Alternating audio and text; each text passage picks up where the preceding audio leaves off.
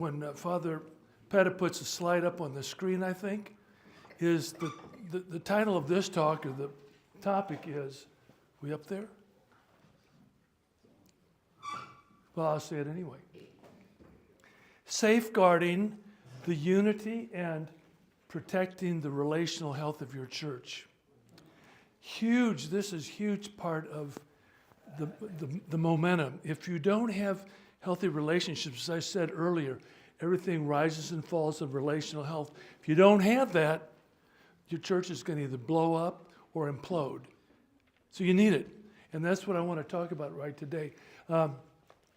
It's in the flow, and that's the next slide, Father Petta.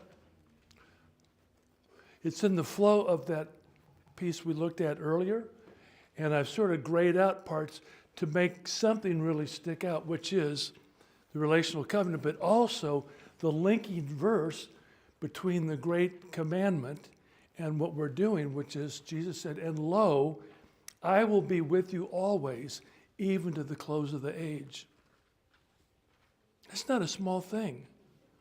Not visibly, but spiritually, sacramentally, every possible way. Jesus is with us, giving us the power to do what we cannot do in our own human strength alone. Do you agree? We can't do this. So that's the link. And now what I want to look at is this flow from the high-level vision, God's vision, his vision assignment to our church, the Great Commission, then to flow into this part about creating a culture where we are living Christianly with one another and protecting the momentum. Having a healthy culture and relating well to one another in the church requires good, constructive communication. Right? I'm just stating the obvious. Let's be geniuses. Think about it for a moment. My favorite definition of genius is the ability to scrutinize the obvious. I said that before. So, what is communication? It is the process of reducing miscommunication.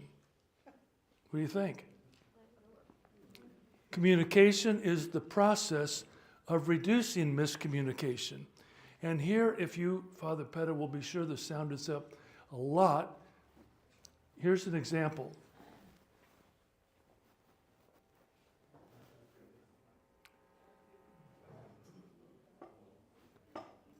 Let's back that up and see if we can start over with it. And it's hard to see, isn't it? This is the German Coast Guard. So do you think there's a way to get that louder, or are we about at max? Without blasting anybody's eardrums.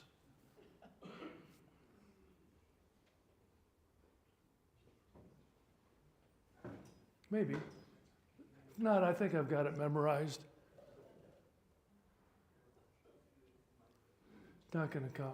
Okay, so there's this senior Coast Guard officer who's talking to this brand new Coast Guard communicator. He's on the microphone, and he's very anxious, and the senior commander says to him, "Dossier Mine Sector, Dossier Mine Sector." You may speak German. What's that? Well, so what does that mean? Dossier Mine Sector. Oh, okay.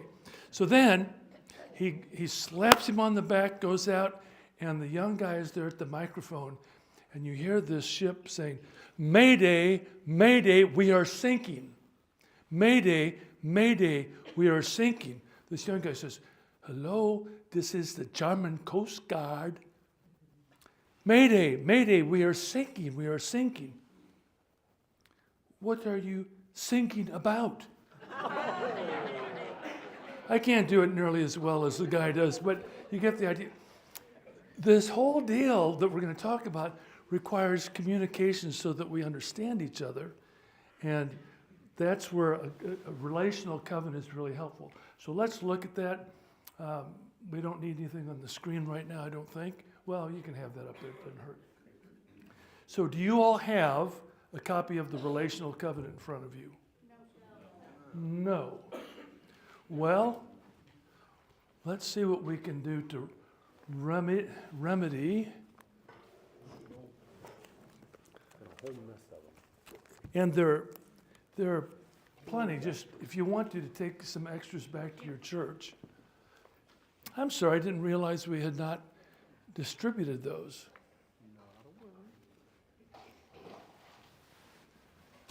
Let me give you a background on this.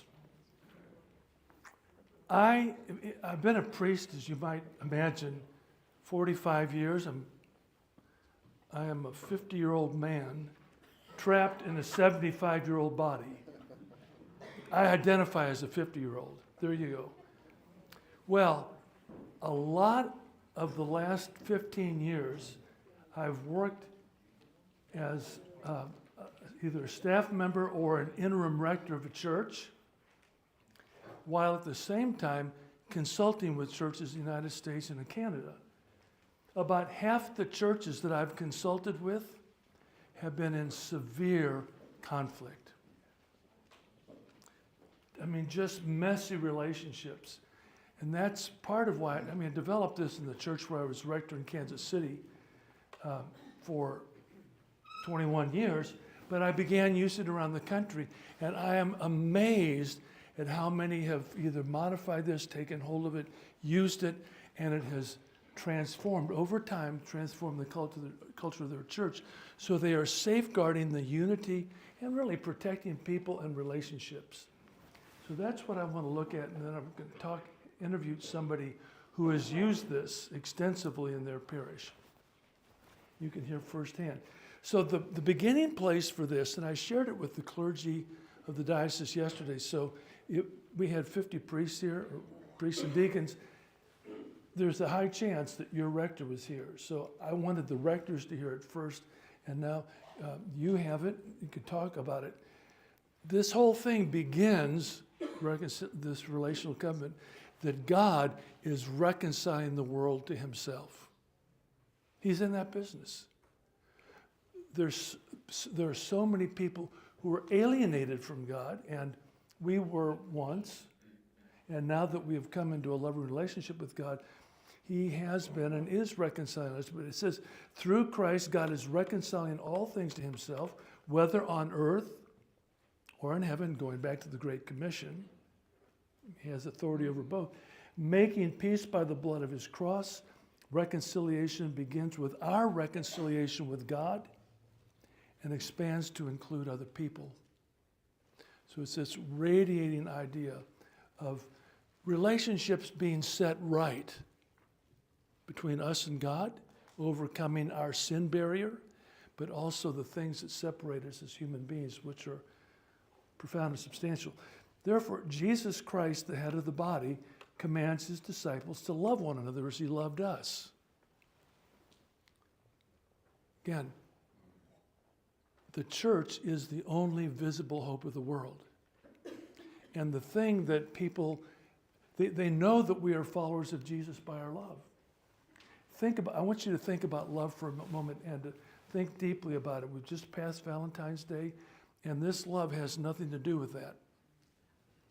This is, I'm not going to go through the whole Greek deal. There are 4 different words in Greek that are translated to English love. We have a very thin vocabulary about love. The Bible has this word, I'm sure you know it, agape. When Jesus says love, he's saying agape one another, and here's what it means. It's very simple. Love means to will the good of the other person no matter what. Pretty simple.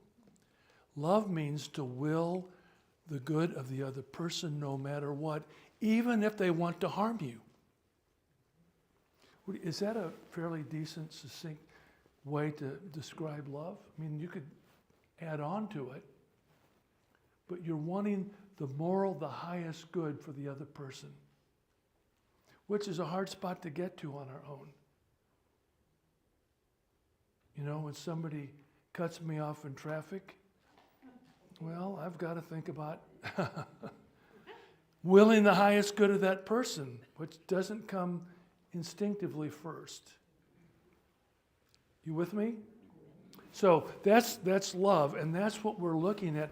The basis of this whole relational covenant is twofold. God is reconciling us to himself, and we with one another, and helping people be reconciled with God. Reconciliation and love. Jesus really laid it on us in a beautiful way. He knows what's best for you and me. He said, here's the first thing. Love the Lord your God with all your heart, soul, mind, and strength. Everything is in you. Love God. Be passionate about God. Desire him above all else. Desire the God of consolations, not the consolations of God. We want him, not the goodies he can give us. That's the beginning. Jesus said, love the Lord your God with all your heart, etc. Then love your neighbor as yourself, and then love your enemy, those who seek to do you harm. So that, and then Jesus gives a commandment to his disciples in John 15 after he talks about the branch and the vine. He says, love one another as I have loved you. How did he love us? Sacrificially to the point of the cross. That's my promise to my wife. When I say I love you, it means I will sacrifice to you to the greatest extent that I can, as Jesus did for you and me. And so that's what we're hoping for in our parishes, that we love one another so sacrificially that it's a cross-shaped love. Well, this covenant for living together, and I'm reading now again from it. This covenant for Christian living together in Christian community is designed to give practical guidelines to build godly relationships with one another. Why? To maintain the unity of the Spirit in the bond of peace for the welfare of the body of Christ, which is God's mission agency, and embrace people, her people. Every member of this is an example. You can fill in the blank. You can change it. By the way, I have a Word copy available to anybody who wants it. You can take it and edit this, start from scratch, whatever. But this is simply an example that I know that I've used, a lot of churches have, and it's been helpful. So, what I want you to know, that this relational covenant is a set of norms, not laws. It means you don't go poke the bony finger of the law into somebody and say, this is what it says. It's something we live into graciously and gracefully. Okay, I want to say something controversial now to wake you up. I don't understand this, but I've seen it in every church that I've been a part of. You probably have too, and everything that, many places I've consulted. Churches put up with sub-Christian behavior, just normally. You know, there are a few things that we will not permit. Smoking and cussing, no, those are Baptists. We won't permit adultery. Is that right? I mean, generally speaking. We won't permit public drunkenness. We won't permit physical violence. But you go to a vestry meeting and there are angry outbursts at one another, attacking each other, gossiping. And then you get into the works of the flesh. You know, jealousy, anger, backbiting. You go on and on. We simply allow that in the church. Why? Is there a good reason? We even allow it in the leadership level of the church. It breaks my heart. Jesus has a different idea, and I'm going to share a quote that means a lot to you. It's a pretty thick quote, so just think about this for a minute. God's purpose in human history is to create a community of prayerful, loving persons, of which God is the center, the prime sustainer, and the most beautiful inhabitant. Let me say it again, or did you get it? Again. God's purpose in human history is to create a community of prayerful, loving persons, of which God himself is the center, the prime sustainer, and the most beautiful inhabitant.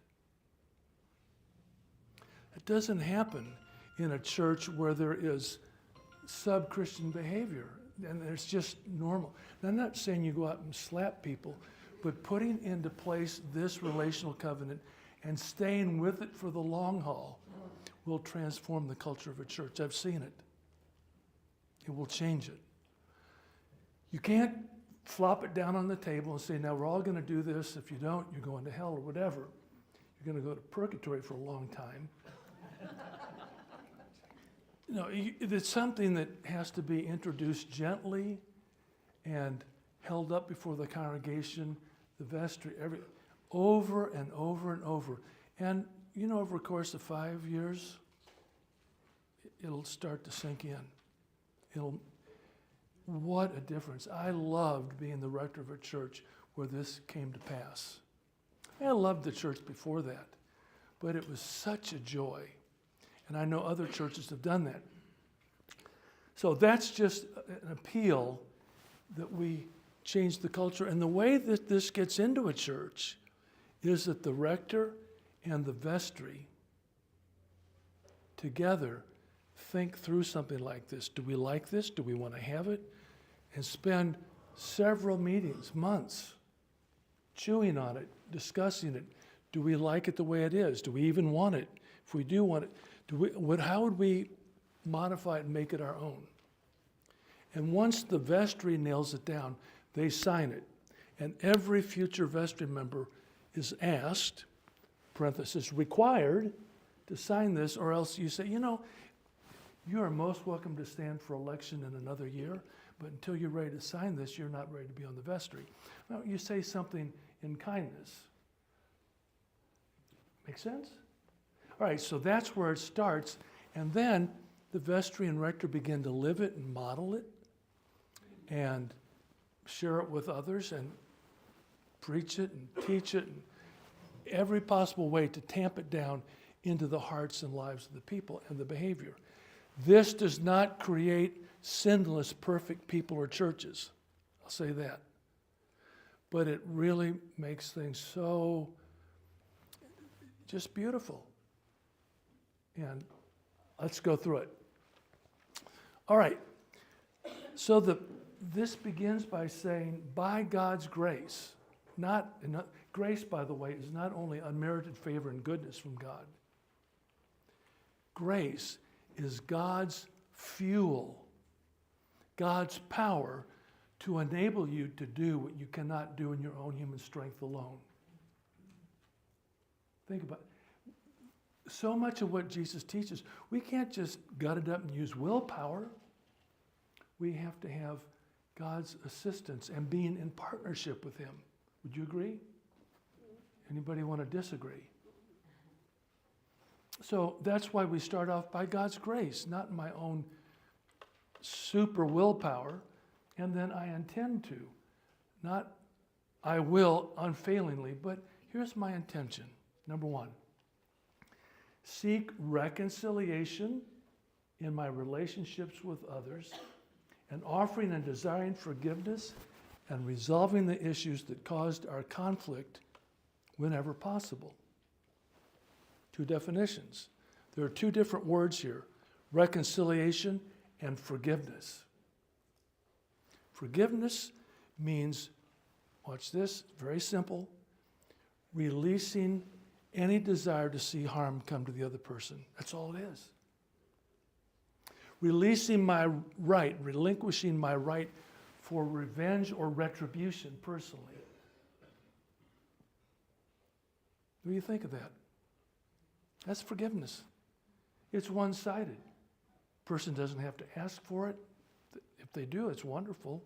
And you then say, I forgive you. They don't have to know you've done it.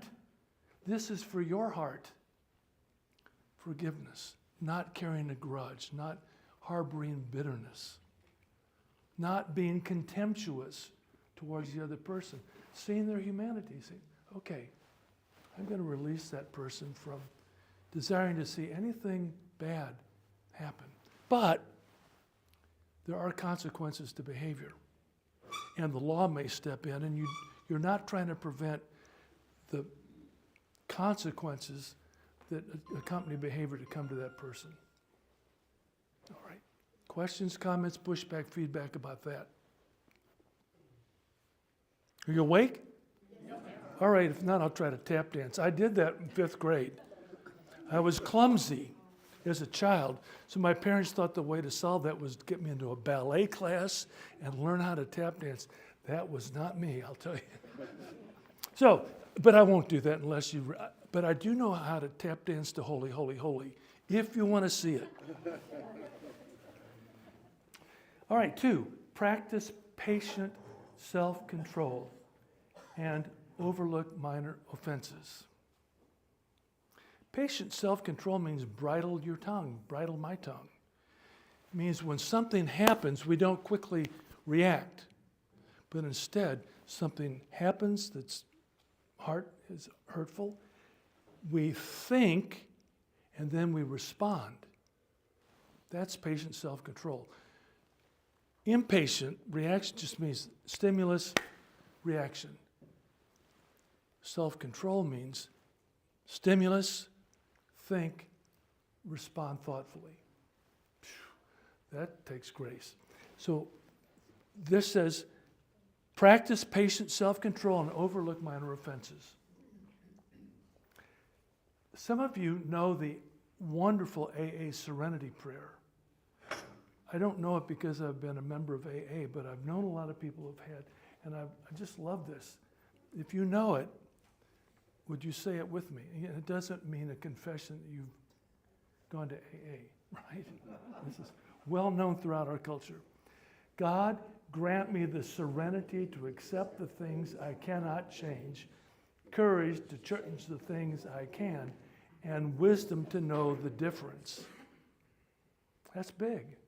And that's what's involved here. To be able to discern and distinguish what are the big things that I need to address, what are the little things that I just need to accept and let them slide, and to know the difference. Because if we turn every little thing into a big thing, we're in a mess. And if we take every big thing and let it slide, we're just going to duffel bag a whole lot of hurt, and that's not good. So that's that. Number 3, this is the heart of the whole thing. This is the heart of the covenant that will make the biggest change in your life and in the church. I will talk directly with each other rather than talking about one another. I will not share with others what I should say directly to another person. Would somebody please read out Matthew 18, 15, and 16? And say it loudly, please. If your brother sins against you, go and tell him his fault between you and him alone. If he listens to you, you have gained your brother. But if he does not listen, take 1 or 2 others along with you, that every charge may be established by the evidence of 2 or 3 witnesses. If he refuses to listen to them, tell it to the church. And if he refuses to listen even to the church, let him be to you as a Gentile and a tax collector. All right, that last part sounds pretty bitter, doesn't it? Let them be as a Gentile and tax collector to you. Do you know what Jesus did with Gentiles and tax collectors? He tried to bring them to himself. So this doesn't mean you shun them and reject them. It means that they are presently not able to live a Christian life. And you want to help bring them back. But look how this starts off. If another member of the church sins against you, and another way to say that is offends you, another member of the church hurts you, call up your mom and tell them about it. Call up a member of the altar guild and tell them about it. No. If another member of the church hurts you, go right away to them in person, in private. What do you think the most likely thing people in the church do? This is a real question.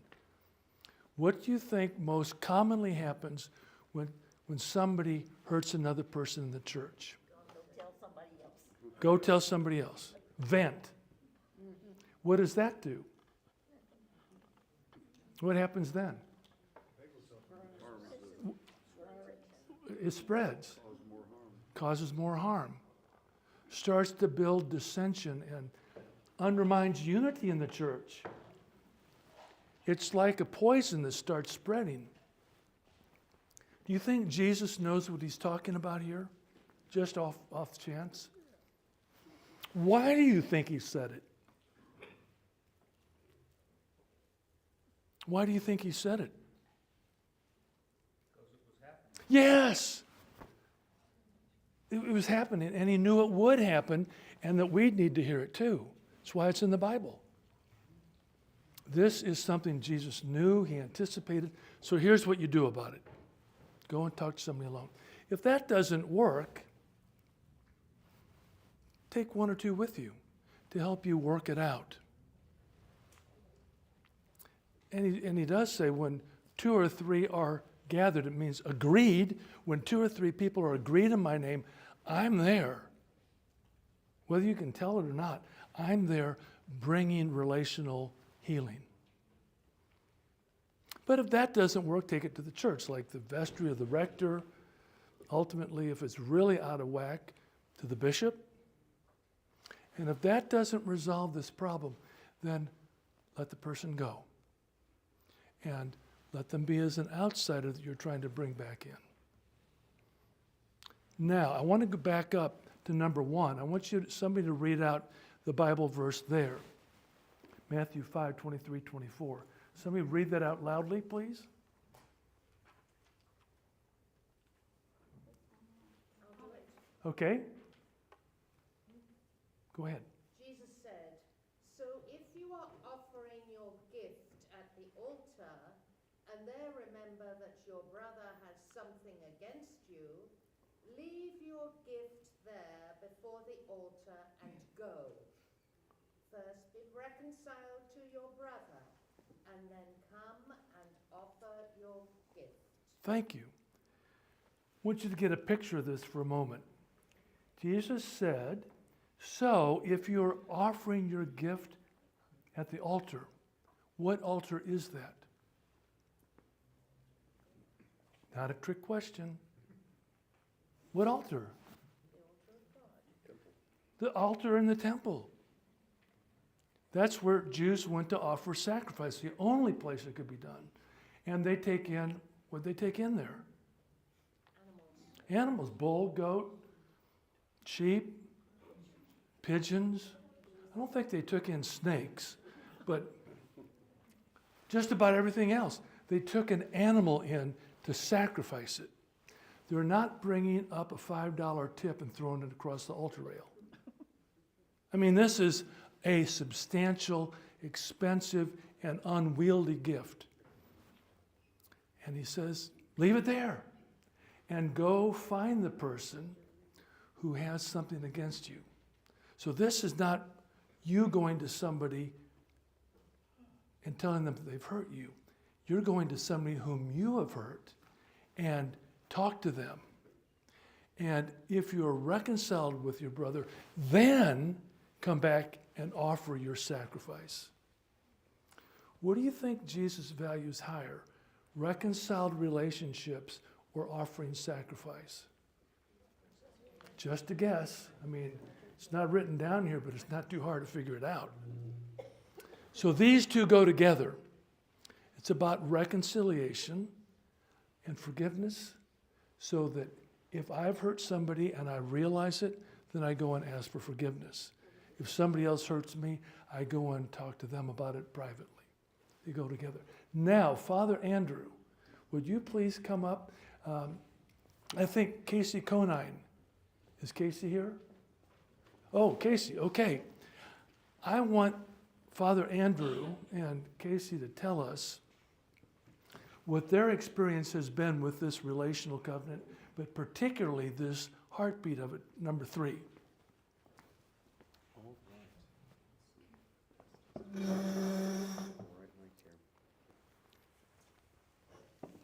Perfect. There we go. Cue up the wrong one. Yeah, so I've been here since, 2011. And probably in our 3rd or 4th year, like a lot of congregations, we were kind of figuring out what's the way forward, where do we go from here. They were adjusting to me in my early 20s, and I was figuring things out, and all these wonderful things that parishes do at various points, sometimes for a century. And at that point, we were working on where do we go from here, and this really was a transformative piece for us, and looking at how do we not just plot a course, but how do we do so that has a healthy foundation for the way in which we interact with one another, I to the laity to one another and to me, and really it sets really a culture for folks that come in. And I think what we began to see is folks couldn't quite find words to it. Hospitable was one, other things, but there was just a relational health to it that was visible to those who came in. And so when we began with this, we adopted it first with, as Father Ron said, the vestry. I and the vestry, we worked through this together. We submitted to that. We've been doing that with every vestry since 2015. We reteach it every year at our vestry workshops. From that, it actually then kind of took hold in lots of other ways. Any lay volunteers or paid staff that we have, we talk about that, and I covenant to them, they to me, this is how we're going to interact with one another. And we've actually begun to do it with every newcomers class that comes through the walls of the church. In fact, one of them, if you'll notice on the way out, summed it up on a plaque that's literally on the wall that says, in essentials, unity, and non-essentials, liberty, and in all things, charity, which kind of becomes the bedrock for the way in which we interact with one another in the life of the church. And it's really taken a good root for us. But for me, I think the way in which I knew that it was something beyond just what I was hoping and aspiring to was when some of our lay leaders then began to remind us as a group of the times when, hey, maybe we need to revisit that. Maybe we need to look at how we're interacting with one another. And it really kind of becomes almost permission giving, where in our context, kind of like in football, somebody can throw the flag on the field and say, hold on a minute, let's interact in a different way. And so I'm going to hand it over to Casey, but one thing that is helpful that we found, because I know this is always a question, if you get something and you're like, how do we introduce this, especially something of this nature, where you kind of go, if we bring this back, doesn't this communicate to our vestry, to our staff, to our lay leaders, that maybe something's wrong, and we're trying to get them on board? What we've found actually helps really well with new members classes is we just name the elephant in the room, which is human nature is fallen and broken. We all know that we're going to run into conflict. If you haven't lived. And the question is, how are we going to engage with one another in a godly manner? And that actually has kind of lowered the barrier of entry, so it doesn't feel like anyone's being called out or you're imposing anything. It's just stating the obvious. I mean, we all know we're going to deal with conflict. You do it at home, you do it at work. And this is just a different way to actually live out Matthew 18. In fact, one of our business leaders at the time said, can I use this in our business? And I said, yeah, I think it's great. Go for it. I don't think there's any greater wisdom in the world that you could draw from to figure out your own organizational structure. But for a little bit more about kind of how that's been embodied with us, Casey is one of my prior senior wardens, and for these and his many sins, he's had to do it a couple of times, but presently is off. But I drew him in just to share a little bit from his perspective of how we've actually related to one another toward that end, because he's been a wonderful one that in his role would remind us from time to time in vestry meetings, hey, let's pause for a minute and just kind of remember how we're addressing one another. Okay, so I have been on a couple of vestries, and you know, if you've been on one, sometimes the whole time you're there it's real smooth and pleasant. Sometimes it's rather contentious. Well, I had one of each of those, and when you go to the workshop in February, the first meeting is when you, at the annual meeting, but the first one that really counts is in February, and and we go through things like the leadership things, what kind of leader am I, you answer all those questions, which I hate because I can't be honest about myself, but, but then we also went over the relational covenant, and, when I went through it, I said, man, yeah, this is nice. And then, probably like everybody else, stuck it in my folder, and then go home, and it stays there. And you don't really, and you find yourself and others kind of slipping a little bit. So that's probably the context, which I don't remember exactly then. But I did go to Father Andrew one time and said, yeah, I think we might ought to, have another lesson on this. And so, as you said, maybe it would be a good idea to do it like a regular basis through the year instead of first of the year.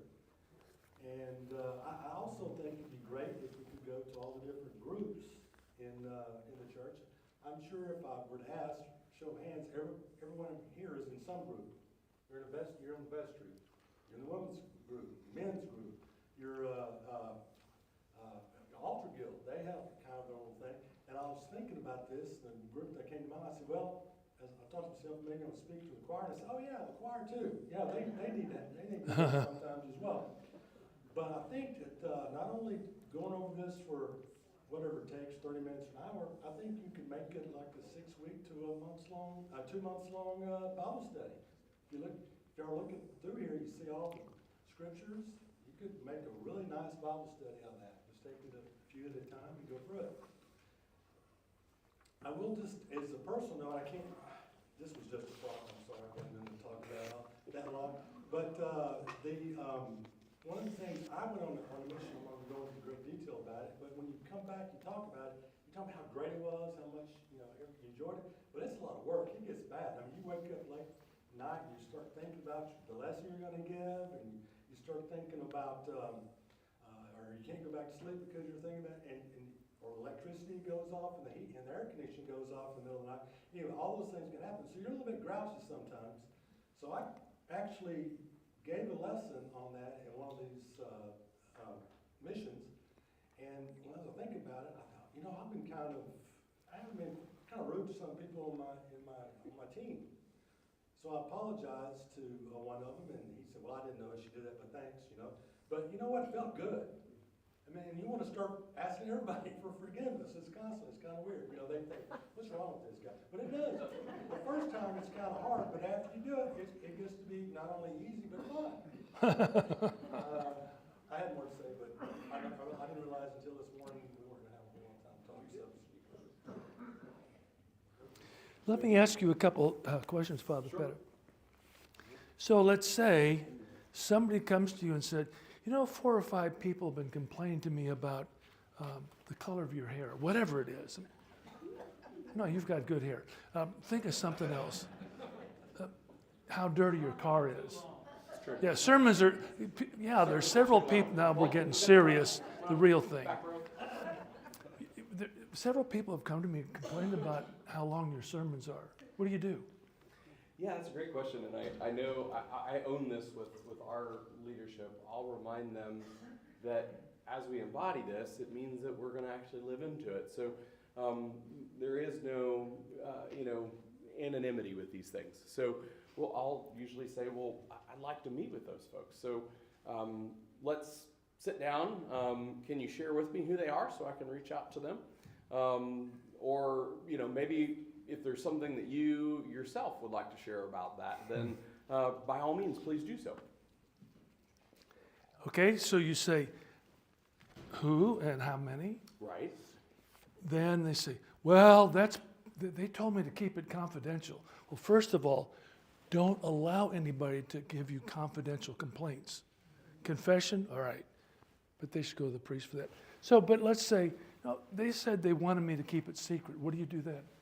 Yeah, we always can point back to this and say that's just not how we interact with one another according to Scripture and the way that we've agreed to work with one another. And so then what?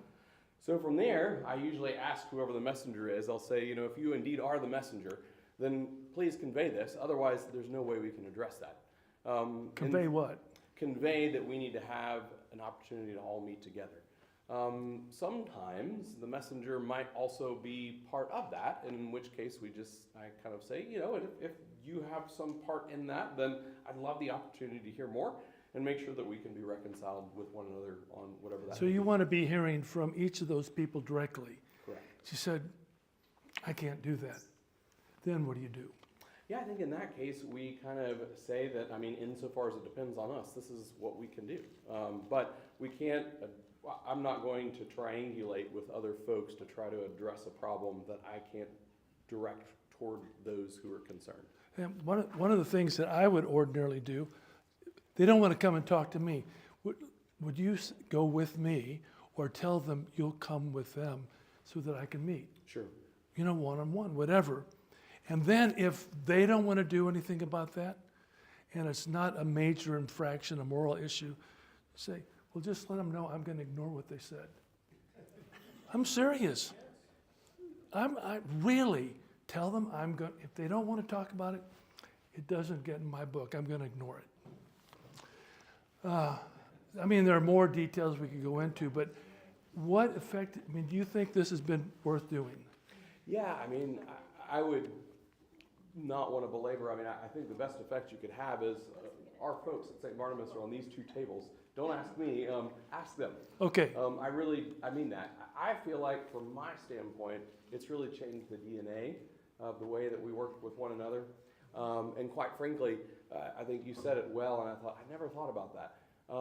There is really no greater joy as a parish priest than having wonderful relationships with the people that you serve. And I earnestly can say, without the fact that they're just sitting in the back of the room, that's the case here. And that's what makes, now 14 years in, truly lovely. Because we, above all else, have good and godly relationships with one another. And this is a united church. It is. Unified. And I have seen, it's been a joy to see from afar how things have changed. And because this was a difficult parish when you first came here, because of historical circumstances that don't now need to be mentioned. But Father, thank you, and Casey, thank you very much indeed. Yeah, they do. And St. Barnabas, thank you for doing it. And gosh, this is a wonderful thing today. I want to just make a disclaimer. You see that most of these documents have a copyright at the bottom. You're most welcome to use them. The only reason it's copyrighted is so somebody can't come along, copyright it themselves and take it away from me. That's all. All right, let's go on to number 4. Oh, first of all, you have any questions, comments, or pushback against number 3? I have a couple questions. Sure.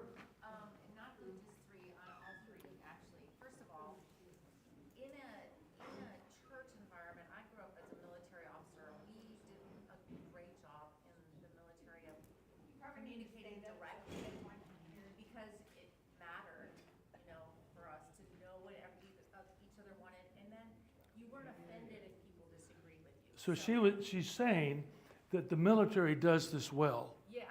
So I think what's the 2 things that I've seen in our parish and really in church environments in general is not just bad, like people talking behind each other's back, but just keeping something to yourself that's bothering you. Because the same way as if I go and talk to my husband and say, look at what Jackie did to me, if I just keep it in my head, then I still maintain that narrative, right? So a lot of times people don't have outward disagreements, but they also don't have any meaningful relationship. So they're Right. just like, hi, how are you? Boy, there was a lot of rain this week. Yeah, your family's well? Mm-hmm. And yours? Yes, we're great too. But that's not meaningful Christian relationship. That's Right. not loving people in their best interest and helping them grow and be sanctified. So, how do you encourage people? I feel like we live in a culture now that disagreement is like a personal attack. Like it's totally fine to have disagreement and dialogue on a vestry or other places on, should we, make this change or address this issue. So how do you help cultivate, encourage that conversation? And then we also really struggle at our church with people get really offended by those little things, we've Right. had some people say, yuckity yuck made me mad, give me my family's remains out of the altar, I'm out of here. And it's over like a conversation at like a crocheting meeting. You're like, what? You know But what? you- You are raising a huge question that I don't think we have time for Okay, right yeah, now. I was just like, I would how do you- love to address it. I have some things I'd be glad to share with you all. If anybody wants to stick around or at another time. But I'd say the main thing is get this covenant in place. And it will tamp down a lot of this. And then you're talking about rejection. I'm going to take my toys and go home. I'm going to leave. I'm rejecting you, which is very painful. But I have a lot to say about that, but I can't. Sorry. But I'm glad you brought that up. And once she's talking about the military, think about this for a moment. Business, if you have somebody that won't behave properly, you can fire them, right? Am I right about that? If somebody in the military is insubordinate and won't behave properly, they can be court-martialed or discharged. In the church, somebody doesn't behave properly, what do? Tend to tolerate it. But this is trying to put boundaries and some norms in place, not rules and laws. All right, let's go up. And thank you for your comment. I just wish, I'm so sorry we don't have time to, that's a very deep one. I will build up the body and other people in my words and conversations. Do you like that when that happens to you? It is one of the most gracious things. And then number 5, and I have a typo in here. I have the spiritual gift of typos. Ask Nancy. She'll tell you all about it. You scratch out the words each other in number 5. To be held accountable, and will ask others to be responsible for living according to this relational covenant. I want to be accountable. And if I'm not living according to this, please call me out. Do it gently, do it Christianly, but say it. Even in a vestry meeting or in an altar guild meeting or whatever, not in the middle of worship. That's not exactly what I had in mind. But hold me accountable and ask others to be responsible for living this way, to be accountable. Let me tell you a couple of quick things. When I was the rector at this church, Christ Church in Kansas City, for 21 years, we were getting this in place. And after about 5 or 6 years or something like that of doing it, I started saying to people, if you want to get on my calendar, if you want to have a conversation with me now, call me up and just say Matthew 18:15. That is the citation here for number 3. Matthew 18:15. So if there's something I've done to hurt you, offend you, whatever it is, call me up. It could be 2 o'clock in the morning. Call me up and say Matthew 18:15, and I'll put on my clothes and meet you at the coffee shop. Whatever. It's that serious to me. I will drop everything. And that might be worth you thinking about, that you really prioritize this, because Jesus prioritized relationships over sacrifice, I believe. Now, he doesn't prioritize relationships over our love for him or devotion to him in worship, but that's kind of a different thing. Questions overall about this?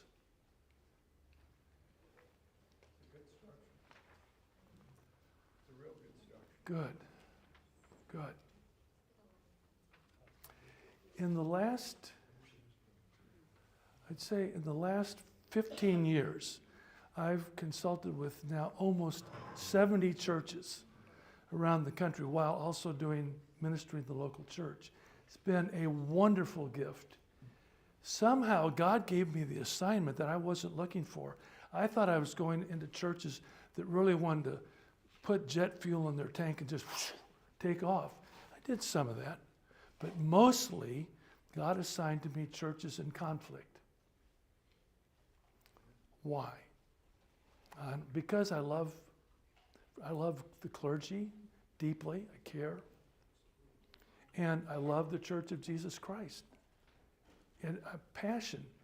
So I guess, and I have a real need to see people healed. And when I grew up in a family where we did not have open disagreement,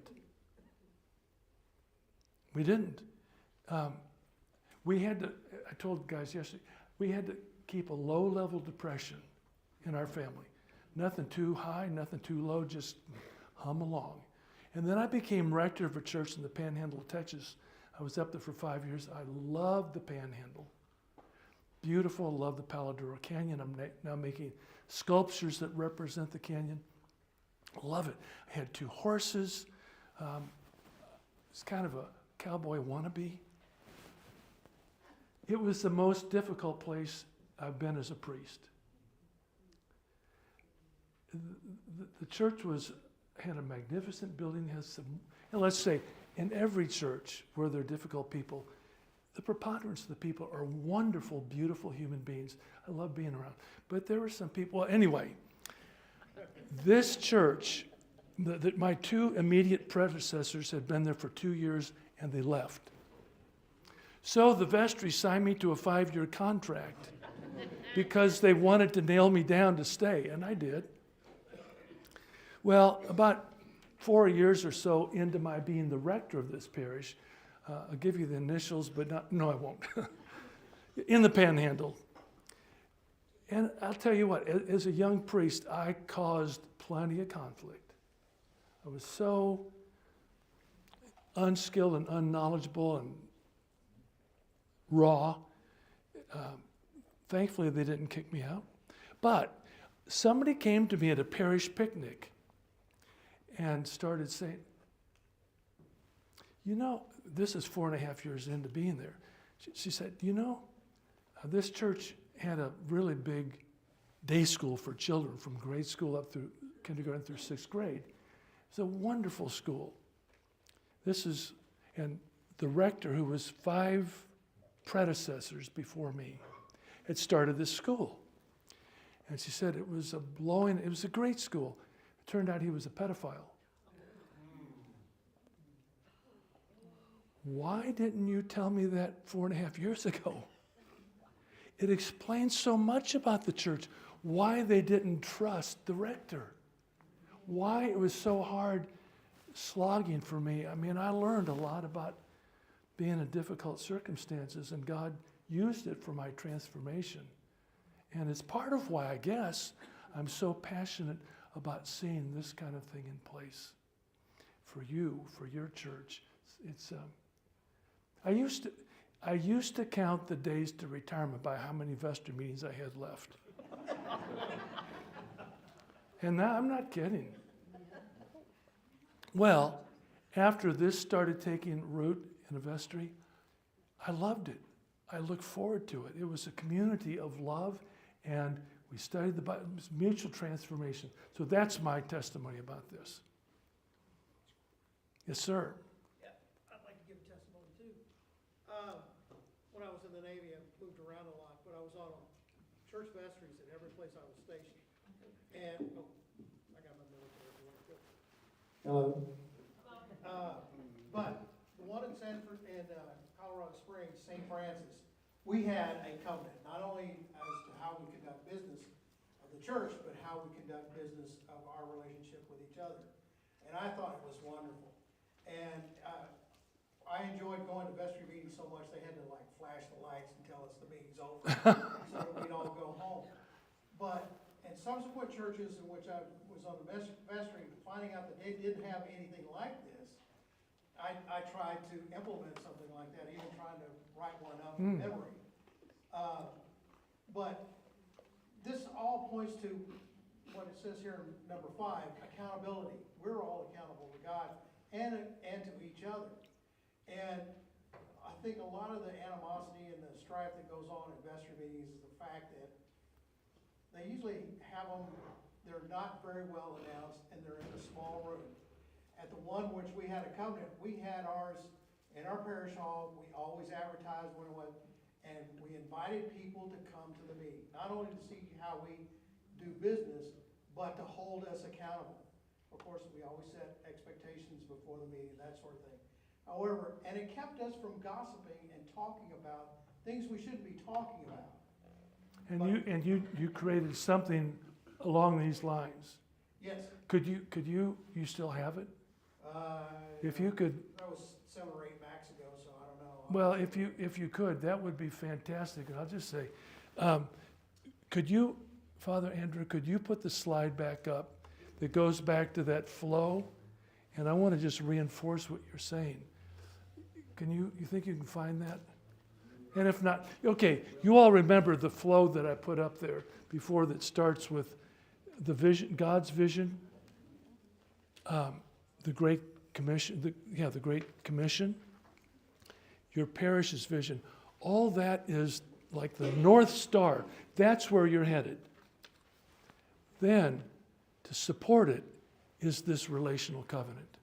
Those are the two most important parts of developing, maintaining, and using mission, momentum for mission. Getting the direction and the identity, and then supporting it so that you live Christianly. And that's the end of this for now. Thank you for sharing. I'd love to see that if you can either pull it out of your memory bank or somewhere on your computer. All right, I think we'll just say gosh, we're doing so well. It's 1:28. You get 2 minutes for good behavior. And I'll be back with the last one, which is harnessing. So you've got this momentum. What do you do with it? How do you harness it? That's the last part. Thank you.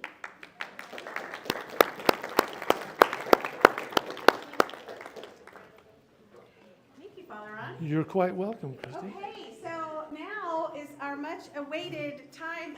Our team there back there from Joe Hall Roofing has been quietly sitting, ready to come up and share with you information about something that's so exciting, church roofing.